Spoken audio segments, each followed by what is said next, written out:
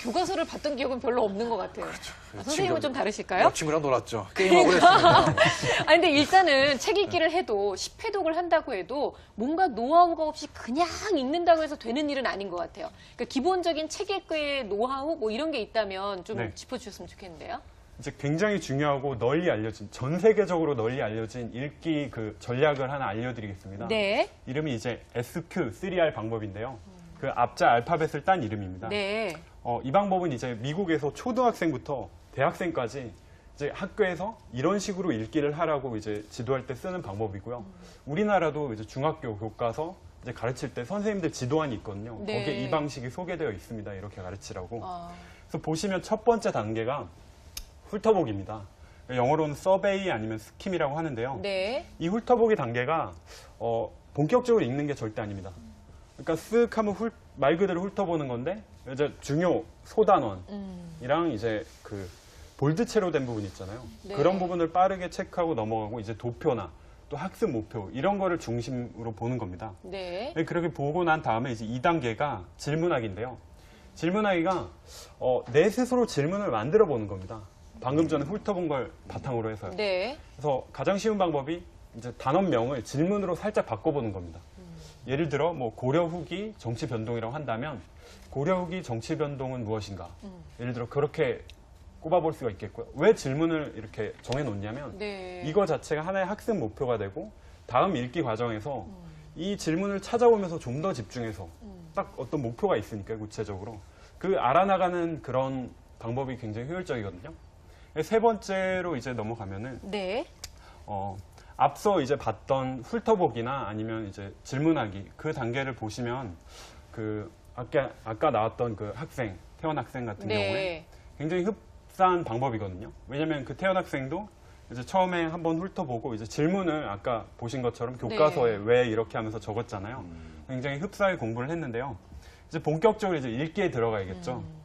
마찬가지로 태영 군도 이제 2단계를 이해하기라고 표현을 했는데 그 질문에 대한 답을 찾아가면서 읽는 겁니다. 그냥 그렇죠. 무턱대고 읽는 게 아니라 그렇게 정독해서 우리 소위 말하는 정독해서 읽는다고 보시면 되고요. 그렇게 읽고 난 다음에 이제 4단계가 상기하기. 이 리사이트나 리콜인데 이거는 읽은 내용을 이제 다시 한번 말해보거나 써보는 거거든요. 네. 특히 질문했던 그 내용 위주로요. 아까 이제 태영 군 같은 경우에는 암기하기 단계에 해당이 되겠죠. 네. 그리고 마지막으로 이제 리뷰, 그러니까 복습하기인데요. 지금까지 쭉 한번 과정을 이제 훑어봤잖아요. 이걸 이제 틈틈이 시간 날 때마다 이제 복습을 하는 과정입니다. 그러니까 이때도 뭐 너무 전체적인 내용을 다 보면은 좀 비효율적이거든요. 내가 아는 내용도 있고. 그래서 이제 내가 잘 모르는 내용, 중요한 건 이제 횟수입니다. 오랫동안 이렇게 보는 것보다 최대한 자주 여러 번 보는 게 빠른 시간 동안 자주 여러 번 보는 게 이제 그 암기하는데도 효과적인 게 이미 밝혀졌거든요. 네네. 그래서 이런 전체적인 과정을 가지고 이제 읽기를 하면은 거의 완벽한 단계에 이를 수 있을 것 같습니다. 실제적으로 이걸 해볼 때 이게 부모님들이 집에서 아이들 이런 걸 이렇게 좀 지도해 주실 때 꼭 중요하다고 생각하는 포인트를 제가 3가지만 더 덧붙이고 싶어요. 첫째는요. 아이들이 스킴, 서베이라고 하면 좋아해요. 왜냐면 훑어보라 그러면 좋아하거든요. 그렇죠. 보니까. 대충 보라는 예, 거니까. 네. 아주 부담 없어 하는데 키는요. 훑어본 다음에 내용을 짐작을 해야 돼요. 아. 그래서 아이한테 무슨 내용이 있을 것 같아라는 질문을 한 번쯤 더 짚어주세요. 안 그러면 기쁜 마음으로 훑어만 보고 아무 짐작이 없습니다. 네네. 그리고 그 다음에 질문하기를 되게 이렇게 좀 꼼꼼하게 챙겨주셔야 돼요. 그래서 뭐 고려 후기엔 정치가 어떻게 변했을까?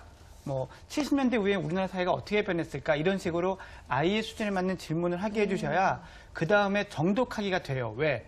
그 질문을 찾기 위해서 책을 읽게 되거든요. 네네. 예. 그 다음에 마지막에 이제 지금 강 선생님이 말씀하셨지만 그렇게 다시 한번 회상해서 충분히 회상되지 않으면 넘어가지 않는 거예요. 이거 꼭 지켜주셔야 돼요. 아이들이 우리가 보통 책을 읽어도요. 실컷 책을 읽고 나선 머릿속에 안 남거든요. 그래서 다시 읽으면 처음 읽은 것 같아지는 이유가 이 부분이 안 돼서 그래요. 네. 그러니까 읽고 자기가 얘기할 수 없으면 안 게 아니거든요. 그래서 그때는 다시 가자 얘하고 격려해 주셔야 돼요. 애들은 이거 지겨우고 자꾸 넘어가고 그렇죠. 싶어 하는데 에라 몰라 이렇게 하고 예, 덮어버리는 거죠. 이 부분이 중요하다는 걸 분명히 짚어주셔야 짚어주고. 이 방법이 실제로 이제 효과를 발휘하는데 네. 그러니까 화면에 나왔던 태연 학생 같은 경우에는 1회독 흐름을 파악하고 파악하고 3, 4회독에 이해를 한다 이해를 했는데 하고.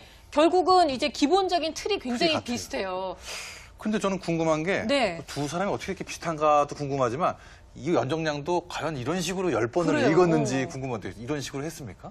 사실 똑같이 10번을 반복해서 읽는다고 해도 각자의 스타일에 따라서 그렇죠. 그 과정은 되게 다를 수가 있어요.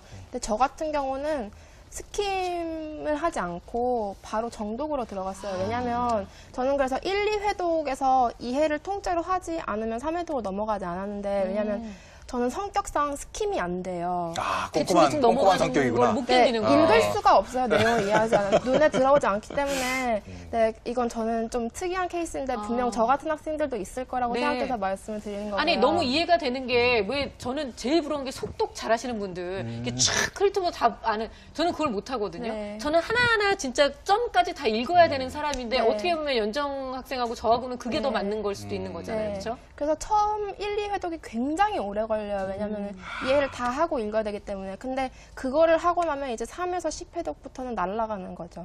네. 참. 근데 예, 선생님 말씀하세요. 아무리